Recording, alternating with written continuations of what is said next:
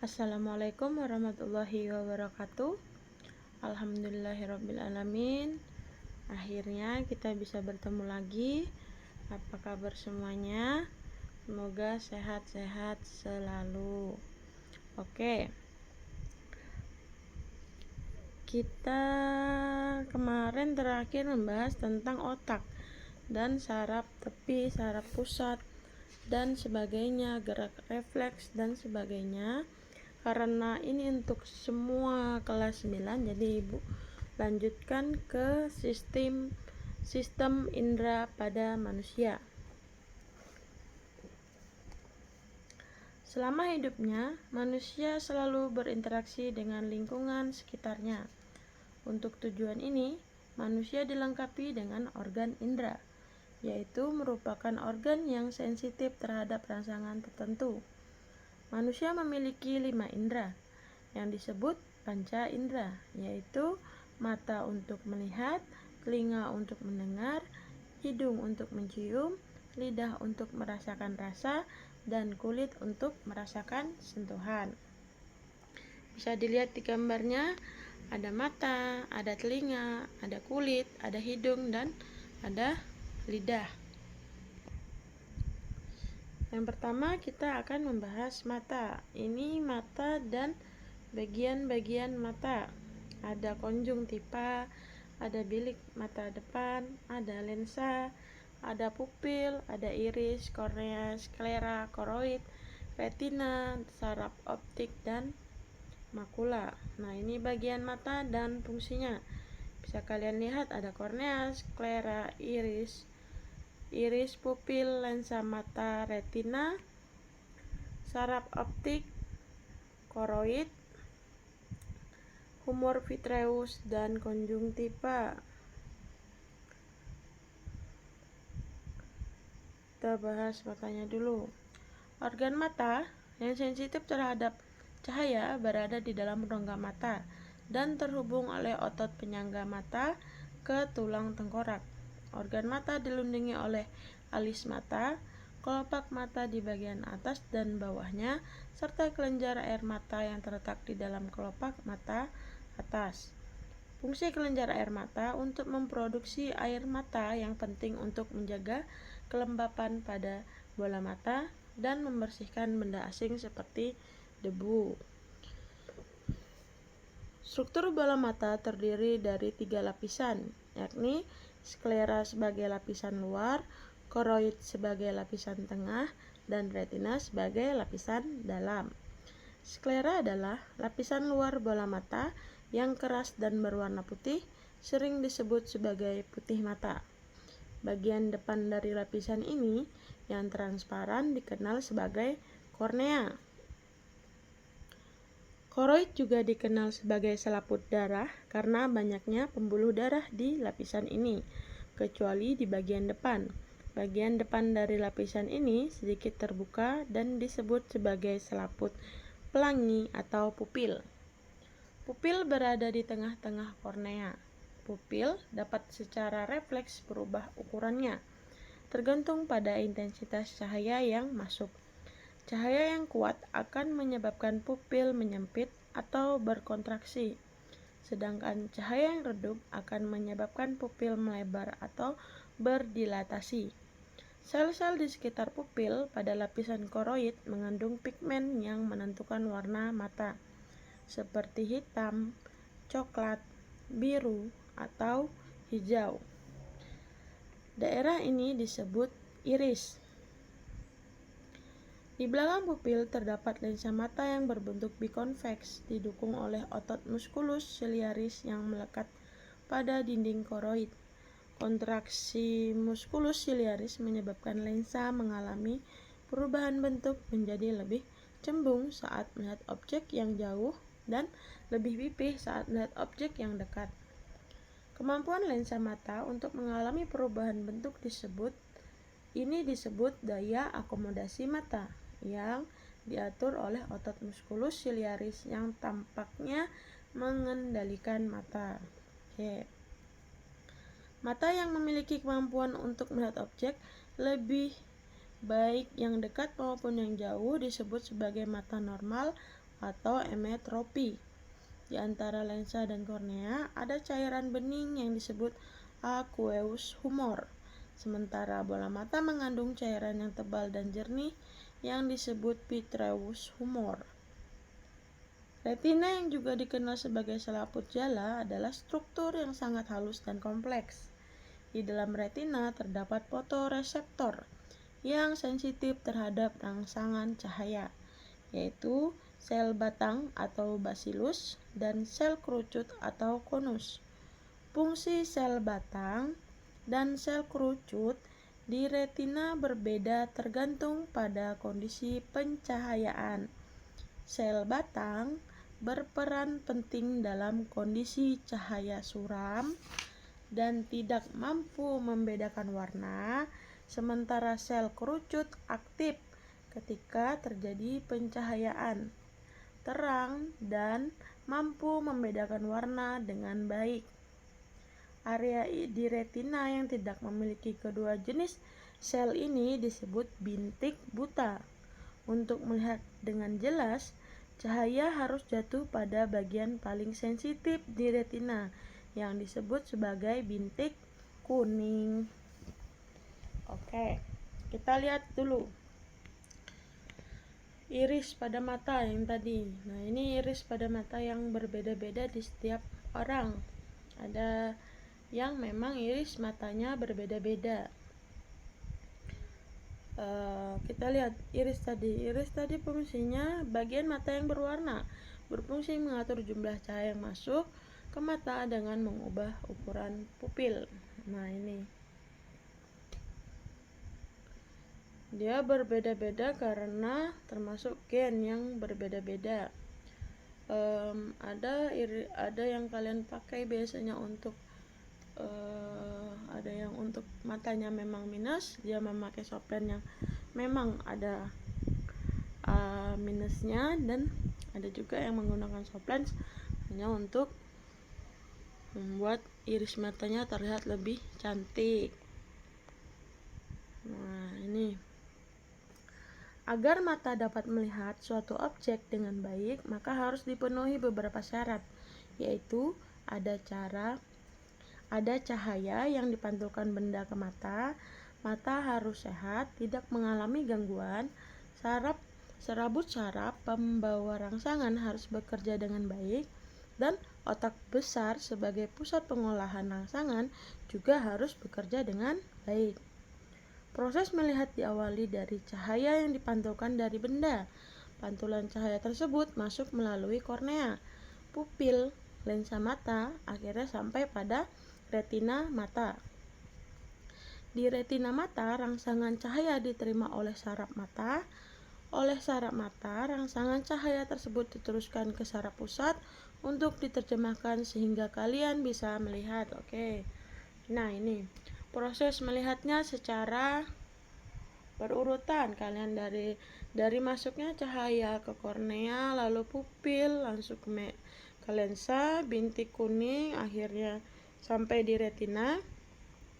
Lalu cahaya diubah di influx sensorik menjadi informasi, lalu dilanjutkan ke cerebrum atau otak besar. Otak besar mengasosiasi influx jadi bayangan benda, akhirnya kalian bisa melihat. Nah, ini prosesnya. Ini adalah sel saraf retina. Itu sel kerucut yang tadi Ibu jelaskan, dan ada sel batang.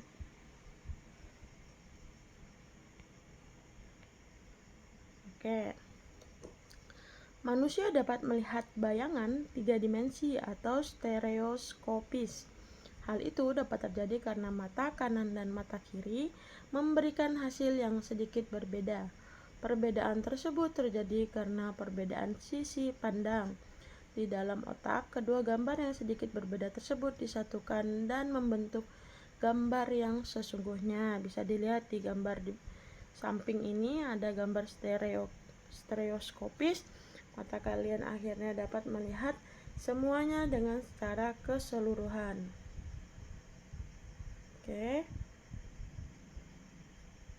Jelas? Kita lanjutkan. Nah, ini Buta warna ini. Untuk mengetahui kalian menderita buta warna atau tidak, kalian dapat dengan mudah menggunakan tes Ishihara. Tes ini menggunakan sebuah gambar yang tersusun dari titik-titik besar yang berwarna-warni. Gambar tersebut misalnya berupa angka. Penderita buta warna tidak akan dapat melihat angka pada gambar ini dengan jarak yang sudah ditentukan. Kita bahas dulu buta warnanya. Kasus buta warna pertama kali diteliti oleh John Dalton 1766 sampai 1844. Dalton merupakan kimiawan dari Inggris yang juga seorang penderita buta warna. Penderita kelainan ini sulit atau bahkan tidak dapat membedakan warna tertentu. Karena merupakan penyakit keturunan, buta warna tidak bisa disembuhkan. Buta warna lebih banyak diderita laki-laki daripada perempuan.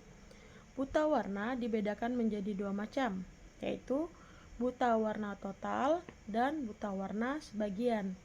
Buta warna total disebut juga buta warna akromatopsia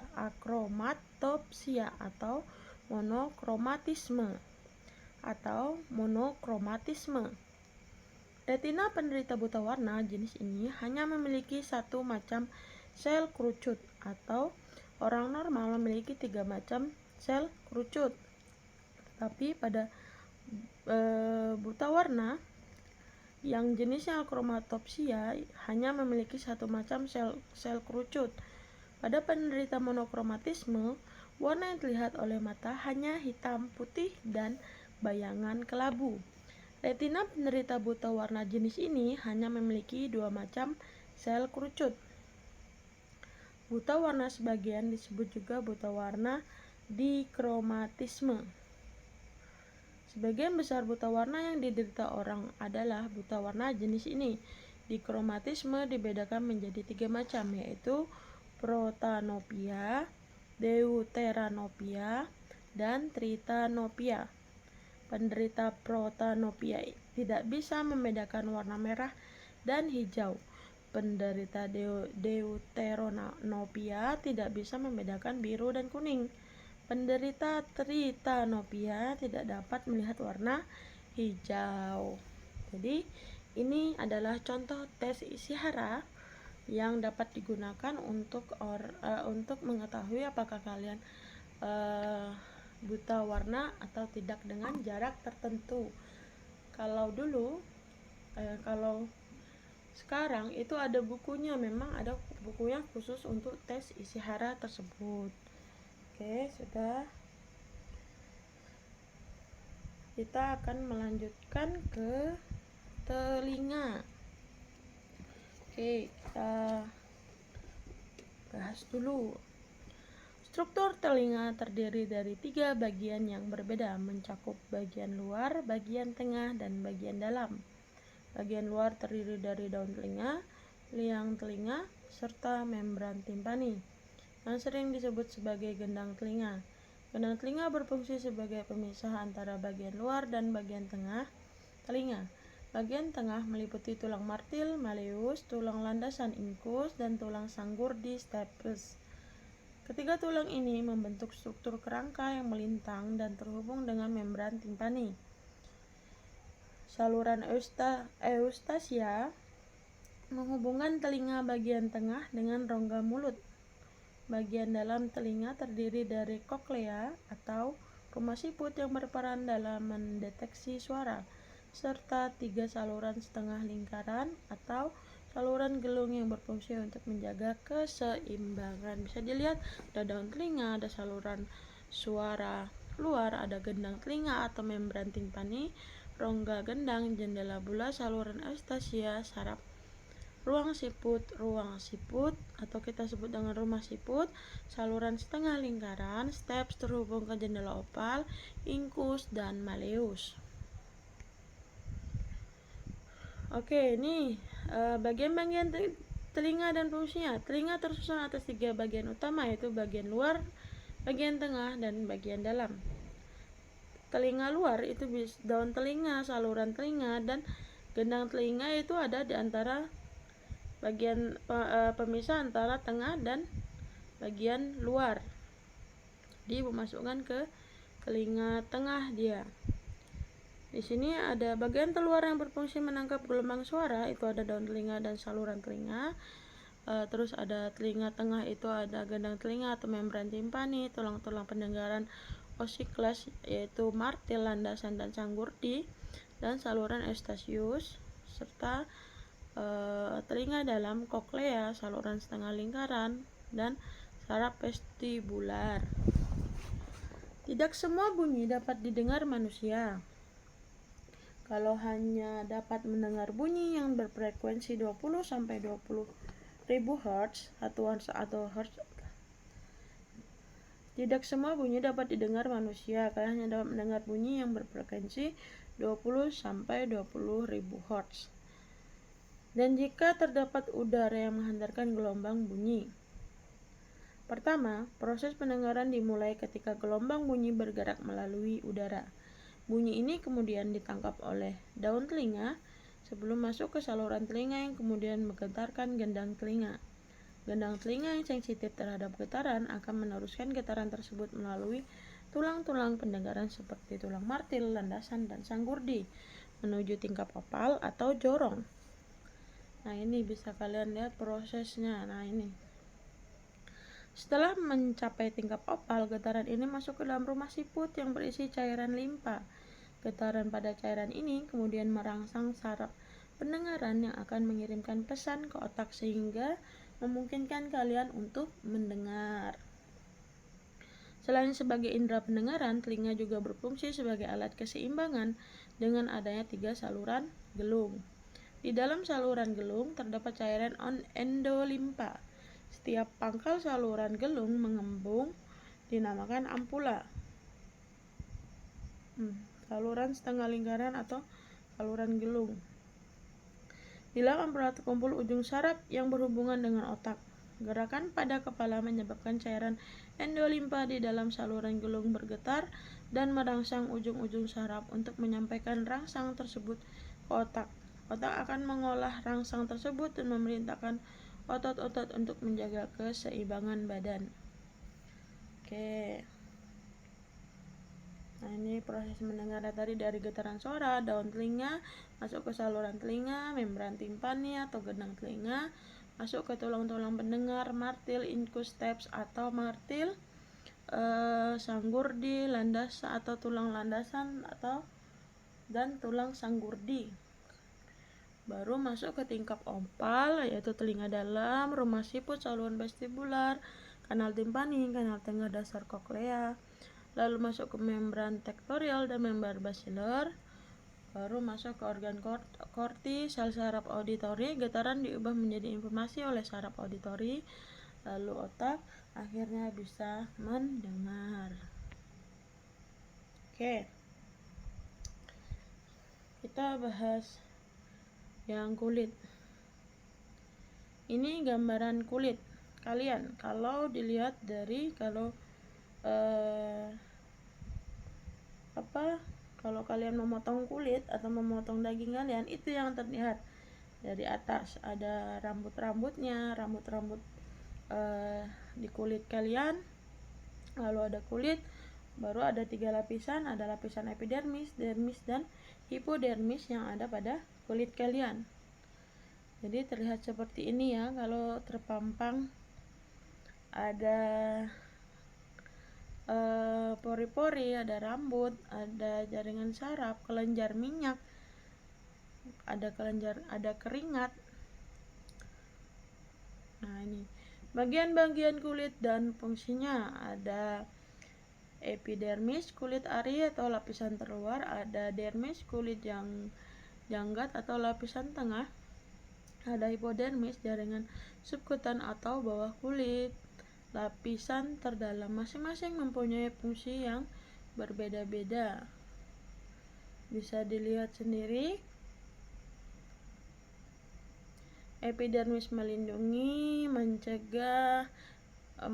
tubuh dari bakteri, virus, bahan kimia, dan cedera fisik, mencegah kehilangan air atau dehidrasi, melindungi dari sinar ultraviolet oleh melanin, membentuk sel kulit baru secara terus-menerus. Dermis mengatur suhu tubuh, memberikan sensasi sentuhan, tekanan, dan rasa sakit, menghasilkan minyak atau sebum untuk menjaga kulit dan rambut tetap lembat dan lembut. Tempat tumbuhnya rambut dan menutupi lapisan epidermis di atasnya. Hipodermis sebagai bantalan atau shock absorber yang melindungi organ dalam dan otot dari benturan, menyimpan cadangan energi dalam bentuk lemak, bertindak sebagai isolator. Oke. Selain memiliki kelenjar keringat, kulit juga memiliki 5 macam reseptor yang merupakan ujung saraf indera peraba. Kelima reseptor khusus merespon rangsang berupa tekanan, sentuhan, sakit, panas, dan dingin. Tiap reseptor hanya cocok untuk satu tipe rangsang.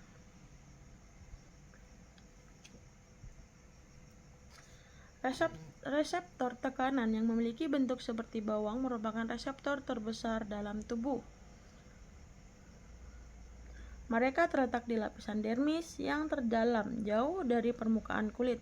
Sebaliknya, ujung reseptor sentuhan berada di lapisan epidermis yang lebih dekat dengan permukaan lingkungan. Inilah yang membuat kalian sensitif terhadap sentuhan meskipun mereka sangat lembut. Reseptor rasa sakit atau nyeri terdapat di organ tubuh bagian dalam.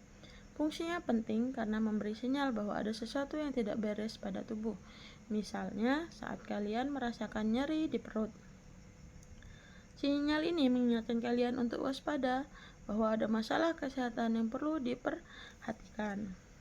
Dua reseptor yang lain, yaitu reseptor rasa dingin dan reseptor rasa panas, disebut sebagai termoreseptor. Keduanya peka terhadap perubahan suhu lingkungan. Selain peka terhadap suhu lingkungan di luar tubuh, termoreseptor juga peka terhadap lingkungan di dalam tubuh.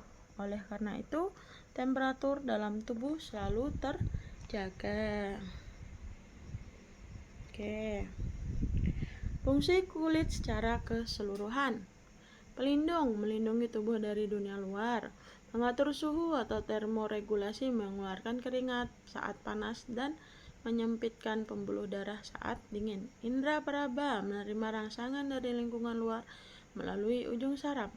Ekskresi, mengeluarkan sisa metabolisme dalam bentuk keringat. Pembentukan vitamin D, mengubah provitamin D menjadi vitamin D dengan bantuan sinar matahari. Oke, setelah itu kita lanjutkan pada hidung.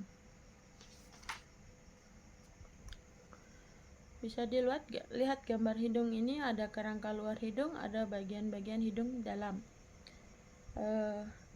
Hidung memiliki kemoreseptor, yaitu jenis reseptor yang sensitif terhadap rangsangan zat kimia dalam bentuk gas. Bagian atas rongga hidung merupakan tempat bagi ujung-ujung cabang saraf dari saraf kranial yang disebut saraf pembau atau olfaktori.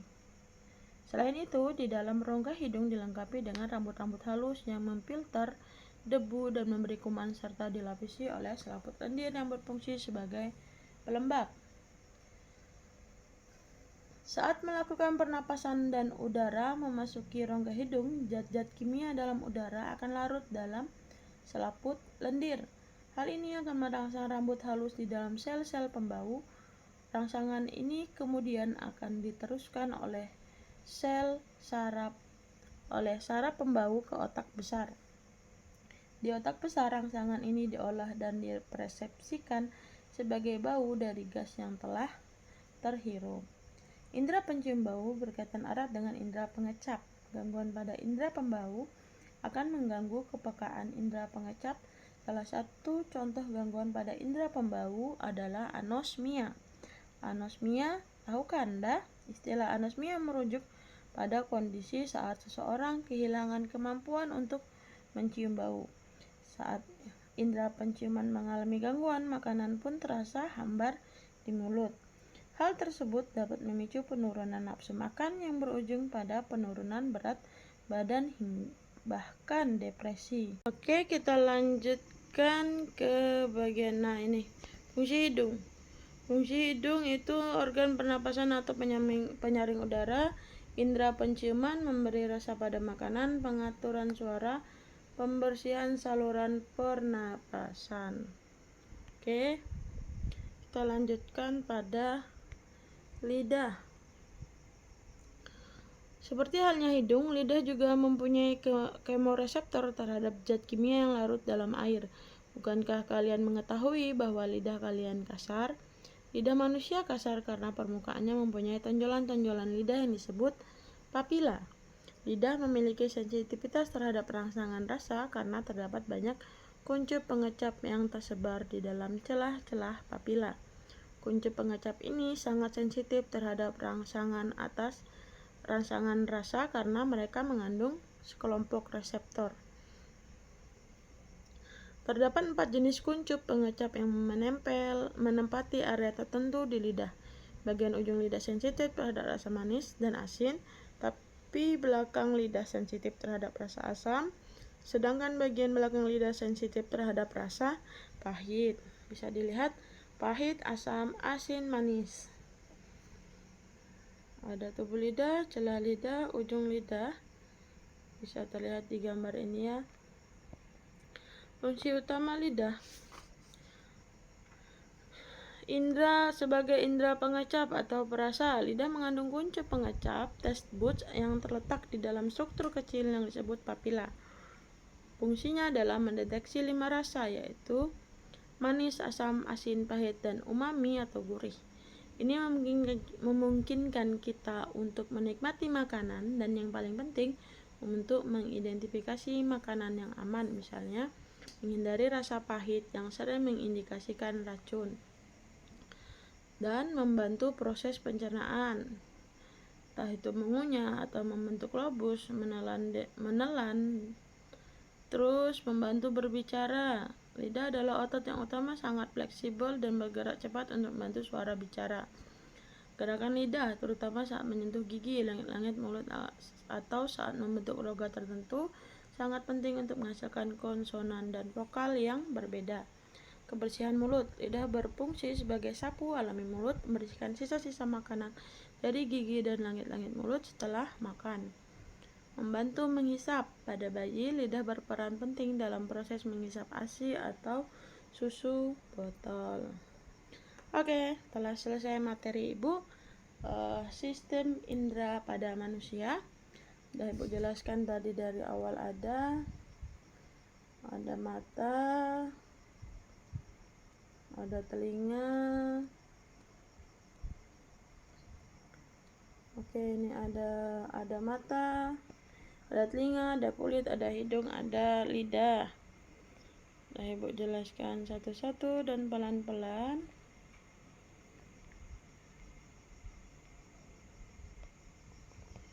Sehingga kita bisa mengambil tugas. Tugasnya apa? Yang pertama, apa saja fungsi dari mata? Yang kedua, bagaimana proses melihat pada mata? Yang ketiga, jelaskan 3 bagian utama pada telinga beserta fungsinya. Yang keempat, jelaskan 3 bagian utama kulit beserta fungsinya. Yang kelima, jelaskan fungsi utama lidah. Jelas ya tugasnya? Ini boleh di screenshot, takutnya nanti videonya ditarik.